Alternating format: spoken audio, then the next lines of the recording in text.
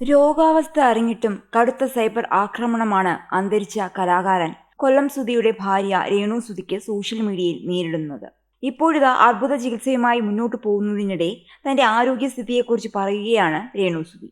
Main stream വണ്ണിന് നൽകിയ പ്രതികരണത്തിലാണ് താനിപ്പോൾ നേരിടുന്ന വെല്ലുവിളികളെക്കുറിച്ച് താരം തുറന്നു പറഞ്ഞത്. 3ാം ഘട്ട ക്യാൻസർ ആണെന്നും രോഗം ശ്വാസകോശത്തേക്കും ഹൃദയഭാഗത്തേക്കും വ്യാപിച്ചിട്ടുണ്ടെന്നും രേണു മുൻപ് വെളിപ്പെടുത്തിയിരുന്നു.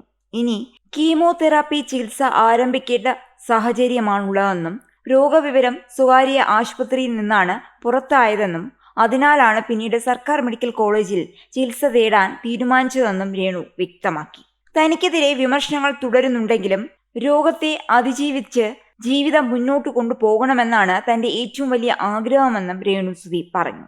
ഇനി കീമോതെറാപ്പി തുടങ്ങണമെന്നാണ് പറയുന്നത്. പല ട്രീറ്റ്മെന്റുകളും അവർ വിശദീകരിച്ചു തന്നു. അതൊക്കെ ചെയ്യണം. കൊച്ചു കുഞ്ഞാണ് ഉള്ളതെനിക്ക്. ഞാനൊന്നും ആയിട്ടില്ല. എനിക്ക് ധാരാളം ശത്രുക്കൾ ഉണ്ടെന്നാണ് കരുതുന്നത്. ഞാനൊന്നും ചെയ്തിട്ടില്ലെങ്കിലും എന്നെ ചീത്ത പറയാനും അവർക്ക് കാരണം വേണം.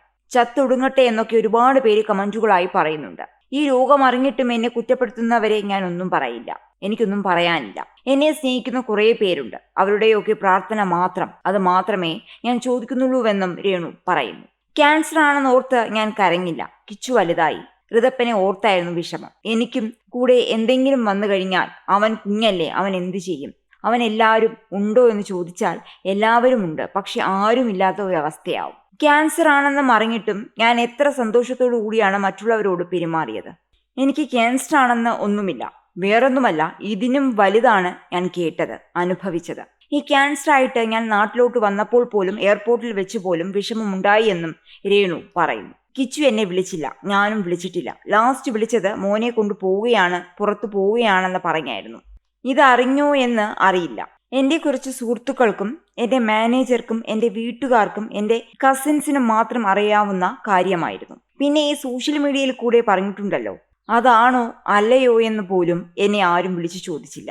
ഞാൻ മെഡിക്കൽ കോളേജിൽ പോയത് വേറൊന്നും കൊണ്ടല്ല. പ്രൈവറ്റ് ആശുപത്രിയിൽ നിന്നാണ് അസുഖ വിവരം ലീക്കായത്. എനിക്ക് മെഡിക്കൽ കോളേജിലെ ഡോക്ടേഴ്സിനെ വിശ്വാസമാണ്.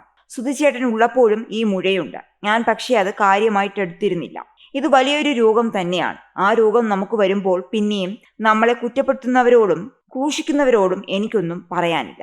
ഒരു ശത്രുക്കളോടും ഒരു ദേഷ്യവുമില്ല. എന്റെ അസുഖം എങ്ങനെയെങ്കിലും കുറയണമെന്നുള്ള ഒരൊറ്റ ആഗ്രഹവും പ്രാർത്ഥനയും മാത്രമേ ഉള്ളൂ. കാരണം ജീവിതം എങ്ങനെയെങ്കിലും മുന്നോട്ട് പോകണം. 15 വയസ്സുള്ളപ്പോഴാണ് ആദ്യമായി സ്തനത്തിൽ മുഴ ശ്രദ്ധയിൽപ്പെടുന്നതെന്നും എന്നാൽ അന്നത് കാര്യമായി എടുക്കുകയോ വീട്ടിൽ പറയുകയോ ചെയ്തില്ലെന്നും രേണു സുധി പറഞ്ഞിരുന്നു. അക്കാലത്ത് അപ്പറൻഡിക്സ് ഓപ്പറേഷൻ കഴിഞ്ഞിരുന്നതിനാൽ സർജറിയോടുള്ള ഭയം കാരണമാണ് മുഴയുടെ കാര്യം മറച്ചുവെച്ചത്. സൂചി കുത്തുന്നത് പോലും പേടിയായിരുന്നതിനാൽ മുഴ ഓപ്പറേഷൻ ചെയ്ത് നീക്കാൻ മടിച്ചു. അന്ന് ബയോപ്സി ചെയ്ത ഡോക്ടർ നിലവിൽ പ്രശ്നമില്ലെങ്കിലും ഭാവിയിൽ ഇത് ക്യാൻസറായി മാറാൻ സാധ്യതയുണ്ടെന്ന് മുന്നറിയിപ്പ് നൽകിയിരുന്നു. വേദനയില്ലാത്ത മുഴയായതിനാലാണ് പിന്നീട് അതിനെക്കുറിച്ച് ചിന്തിക്കാതിരുന്നത്. സുധിച്ചേട്ടന്റെ വേർപാടിന് ശേഷം സ്തനത്തിന്റെ ആകൃതിയിൽ വ്യത്യാസം തോന്നിയതോടെയാണ് വീണ്ടും ഡോക്ടറെ കാണിക്കുന്നത്. ഒറ്റയ്ക്കാണ് പരിശോധനയ്ക്ക് പോയത്. സ്കാനിങ്ങിനും മാമോഗ്രാമിനും ശേഷം നടത്തിയ ബയോപ്സിയിലാണ് ക്യാൻസർ സ്ഥിരീകരിക്കുന്നത്. ആ വാർത്ത കേട്ടപ്പോൾ കരയാൻ പോലും കഴിയാത്ത അവസ്ഥയിലായി. വീട്ടുകാർ വിഷമിക്കേണ്ടതില്ലെന്ന് കരുതി ആരോടും പറഞ്ഞില്ല. പിന്നീട് എന്റെ പെരുമാറ്റത്തിൽ വന്ന മാറ്റം കണ്ട് മാനേജർ കരിഷ്മ കാര്യങ്ങൾ ചോദിച്ചറിയുകയായിരുന്നു. കരിഷ്മയാണ് ചേച്ചി വിവരം അറിയിക്കുന്നത്. തുടർന്ന് പരുമല ആശുപത്രിയിൽ പെറ്റ് സ്കാൻ ചെയ്യാൻ പോയപ്പോഴാണ് രോഗവിവരം പുറത്തായത്. രേണു സുധി പറയുന്നു.